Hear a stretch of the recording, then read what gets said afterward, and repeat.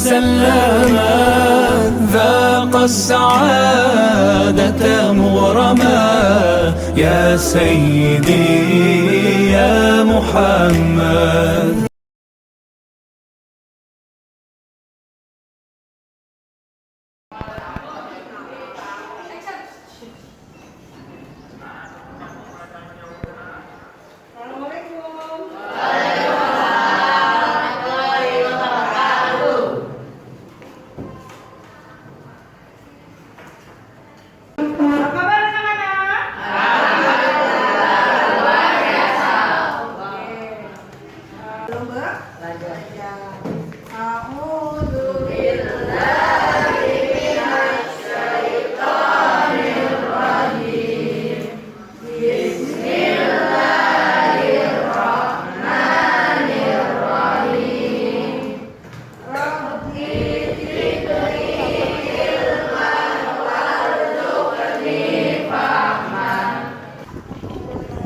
Memberi salam.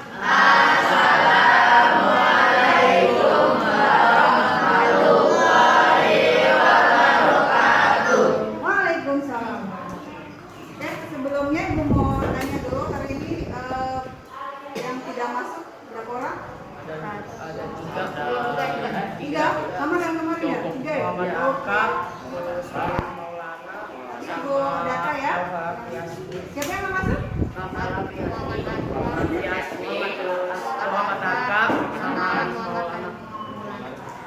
Ya, nanti Ibu catat ya. Sebelum kita ke bab 3, kita akan mereview dulu bab kemarin kita belajar apa, ingat?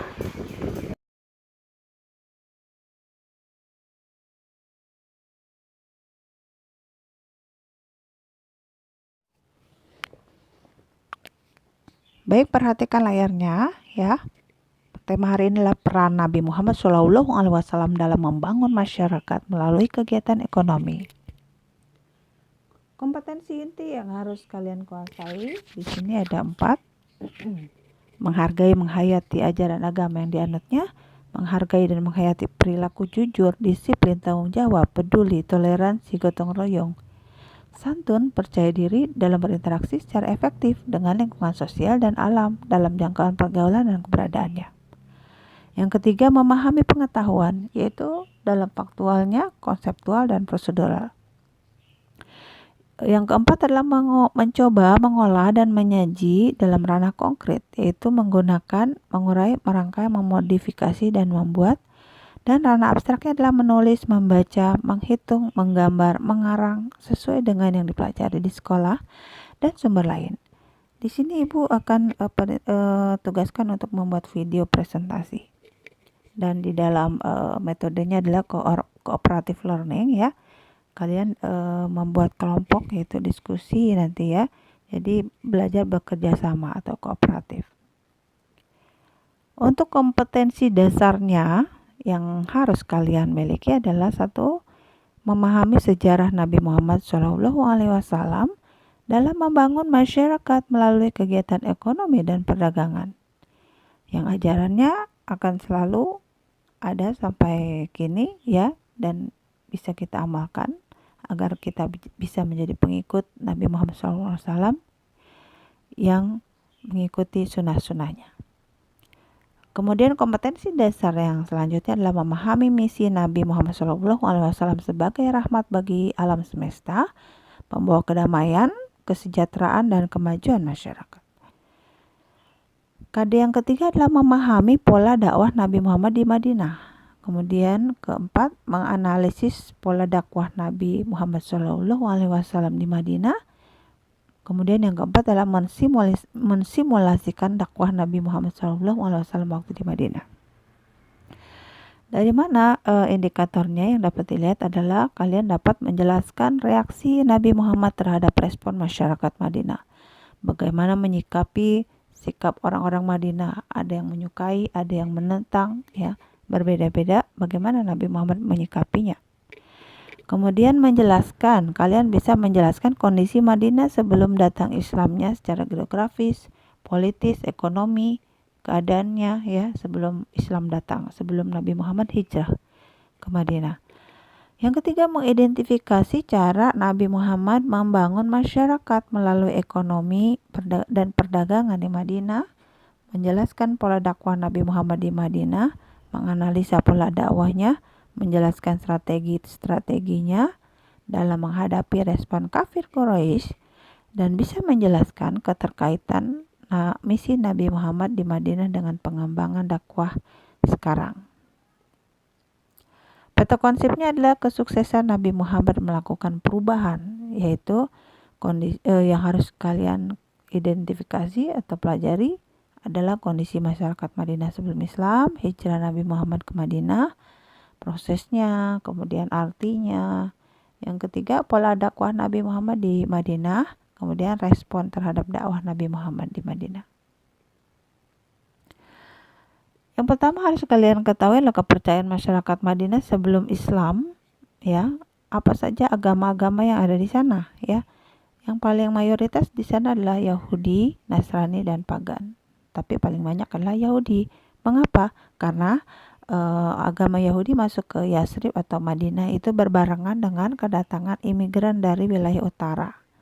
Sekitar abad ke-1 dan ke-2. Mereka datang ke Yasrib untuk menyelamatkan diri dari penjajahan Romawi. Mereka mendapatkan penindasan dari Romawi karena melakukan pemberontakan. Jadi orang Romawi pun memusuhi orang-orang Yahudi dan agama Yahudi. Dan penganut agama Yahudi di sana adalah suku-suku yang bernama Kainuka, Nadir, Ghatafan, Quraizo. Nah, keempat suku ini tetap memeluk agama Yahudi. Akibat menentang Islam, maka akhirnya Nabi Muhammad mengusir mereka dari kota Madinah sehingga Madinah bersih dari bangsa Yahudi. Selanjutnya, sebagian kecil penduduk Yasrib yang tidak memeluk agama Yahudi dan Nasrani, mereka mengikuti keyakinan orang-orang Quraisy dan penduduk Mekah. Mereka memandang kaum Quraisy sebagai penjaga rumah Allah dan sebagai pemimpin-pemimpin agama, serta sebagai panutan dalam beribadah. Mereka hidup sesuai dengan tradisi warisan nenek moyang. Karena itu sering terjadi perselisihan dan keributan antara pemeluk agama Yahudi dan agama lain. Di bab 4 ini ada halaman pertamanya adalah disajikan Al-Baqarah ayat 275 ya, yang artinya tentang riba ya, tentang larangan melakukan riba. Jadi riba itu salah satu kegiatan ekonomi yang dilakukan oleh orang-orang di Madinah, terutama kaum Yahudi. Nah, Nabi Muhammad lah yang memperbaiki itu ya, merubah menjadi kegiatan ekonominya dijauhkan dari riba ya. Di sini ada Al-Baqarah ayat 275 ya. Bismillahirrahmanirrahim.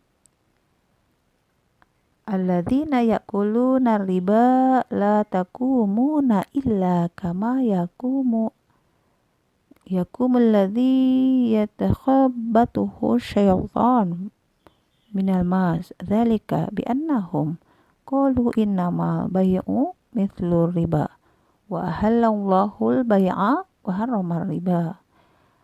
Ya, di sini intinya adalah padahal Allah telah menghalalkan jual beli dan mengharamkan riba. Jadi ajaran Rasulullah adalah tentang jual beli. Ancamannya seperti apa? Barang siapa mendapatkan peringatan dari Tuhannya lalu dia berhenti, maka apa yang telah diperolehnya dahulu menjadi miliknya dan urusannya terserah kepada Allah. Barang siapa mengulangi, maka mereka itu penghuni neraka, mereka kekal di dalamnya. Kemudian Hari ini kita akan kerja kelompok ya. Hari ini kita akan kerja kelompok. Nanti di jam berikutnya karena waktunya kurang ya. Nanti ditambung lagi ya. Ibu kasih tahu dulu nanti kita akan mempelajari apa? Ada 3 bab yang kita akan pelajari, dengarkan semua ya. Nanti kita akan bagi 3 kelompok dari 24 anak berarti 8 ya. 8. Yang kelompok A temanya adalah kondisi ekonomi masyarakat Madinah sebelum Rasulullah Shallallahu Alaihi Wasallam hijrah. Jadi tugas kelompok A adalah membuat berdiskusi dulu ya di kelompoknya, kemudian ditulis hasil hasil diskusinya kesimpulannya. Merangkum boleh ya, atau menyimpulkan dari bab yang subbab A. Kemudian Miss Emma atau Bu Emma, bab subbab A ini adalah kondisi ekonomi masyarakat Madinah sebelum berangkat. Kondisinya seperti apa? Gitu, ya. Kemudian yang kelompok B berdiskusi tentang strategi Rasulullah dalam membangun masyarakat Madinah melalui kegiatan ekonomi. Di situ ada pengelolaan keuangan negara dalam kepemimpinan Rasulullah Sallallahu Alaihi Wasallam. Nanti juga sama ya. Kelompoknya menerangkan dan menyimpulkan yang bagian C ini. Jelas, anak-anak? Jelas. Alhamdulillah. Oke, nanti kita sambung lagi. Sebentar lagi juga bel ya, karena waktunya 1 jam terpotong. Tidak apa-apa. Yang penting ibu sudah memberitahu bagaimana pembelajaran kita hari ini, ya. Dengan diskusi, dengan tugas kelompok, ibu harapkan akan muncul apa? Kerjasama, ya, saling menghargai. Kemudian ada ketua kelompoknya. Jadi dari kecil sudah biasa melakukan presentasi, memimpin suatu kelompok, seperti itu ya. Sudah terbiasa berorganisasi. Nanti kamu bisa memimpin satu organisasi, nanti jadi ketua kelas, ketua RT, kelurahan ya, atau menjadi kalau sudah terbiasa memimpin bisa jadi presiden ya. Air beragam tanaman, perkebunan kurma keadaan yang subur. Banyak para pendatang berasal dari sebelah utara Madinah, yaitu bangsa Yahudi, sebelah selatan Madinah kabilah Aus serta Khazraj. Persaingan bangsa Arab dan Yahudi di bidang politik, ekonomi, persaingan internal sesama Yahudi yaitu Assalamualaikum warahmatullahi wabarakatuh. Saya Naufal Nafiah dari kelompok C kelas 7D ingin membahas tentang pengelolaan keuangan negara dalam kepemimpinan Rasulullah Shallallahu Alaihi Wasallam. Pengelolaan negara terdiri atas pengelolaan pendapatan dan pengelolaan pengeluaran. Pendapatan negara diperoleh dari 9 sumber, yaitu 1. Zakat. Harta yang dikenai zakat yaitu peternakan, pertanian, perniagaan, barang tambang, mata uang, dan harta temuan. 2. Di sini saya ingin membacakan kesimpulan dari strategi Rasulullah SAW dalam membangun masyarakat Madinah melalui kegiatan ekonomi. 1. Menegakkan prinsip ekonomi Islam. Pada era tersebut, kegiatan bisnis Madinah didominasi oleh kaum Yahudi. Seringkali mereka berbuat curang dalam. Kita sudah membuat kelompok A, kelompok B, kelompok C. Sudah ditulis anggota kelompoknya? Sudah. Oke. Sekarang kalian boleh diskusi tentang tema A, tema B, dan tema C. Kalian baca petunjuknya ya di sini apa? Menyimpulkan halaman yang diberi. Ya, kamu tulis kesimpulannya di mana? Di halaman jawabannya. Setelah itu, nanti ketua kelompoknya misalnya kamu maju presentasikan. Ya, apa sih presentasikan kesimpulan yang kamu tulis dari tema A, tema B ya, seperti itu. Terus nanti setelah presentasi, yang lain boleh nanya. Kalau ada pertanyaan ya, ada yang tidak mengerti ditanyakan oleh grup lain ke grup B, C ke B, dan ya bebas ya mau nanya apa aja boleh. Kemudian boleh bertanya ke grup lain seperti itu. Udah jelas? Jelas. Oke, coba dilihat. Ini grup B, silakan B kerjakan. Ini grup A, oke.